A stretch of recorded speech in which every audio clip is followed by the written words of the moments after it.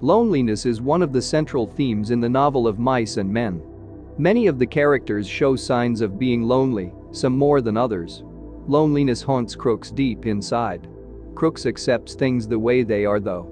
Crooks does not talk to the other men, and they do not talk to him.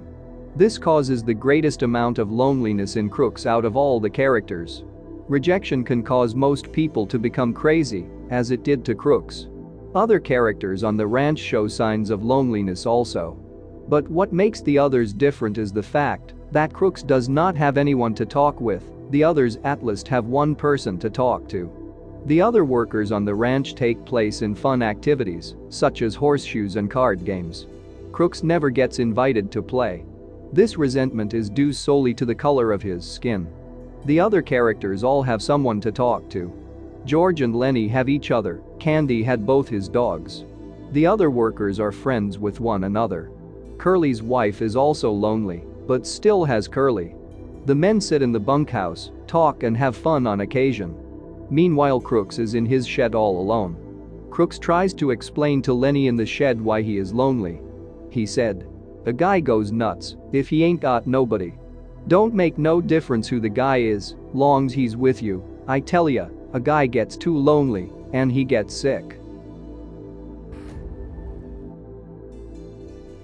All the characters in the novel are powerless for various reasons, such as intellectual, economic, or social conditions.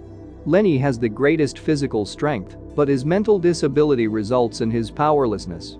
The migrant workers are a victim of the Great Depression, which makes them economically powerless.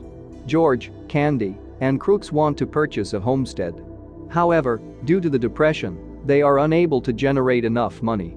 The theme of powerlessness is more illustrated by Curly and his wife. Curly uses his aggressive nature and superior position in an attempt to take control of his wife and his father's farm. He constantly scolds the farm workers and accuses some of fooling around with his wife. Curly's wife is powerless because of the social conditions. She wants to be a movie star, but she is unable to attain her dream.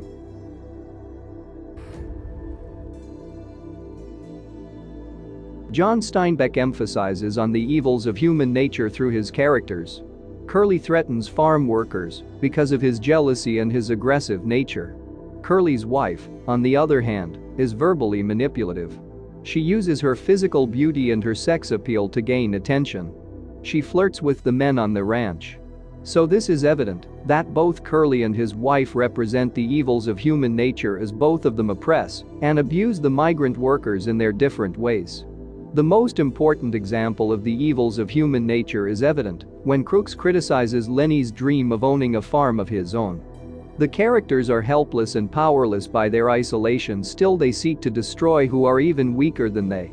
Crooks admit that he longs for a companionship, but he criticizes Lenny's weaknesses. Through such characters, Steinbeck represents a profound human truth that the oppression does not come only from the hands of the strong or the powerful. Crooks seems at his strongest when he has nearly reduced Lenny to tears for fear that something bad has happened to George, just as Curly's wife feels most powerful when she threatens to have Crooks lynched.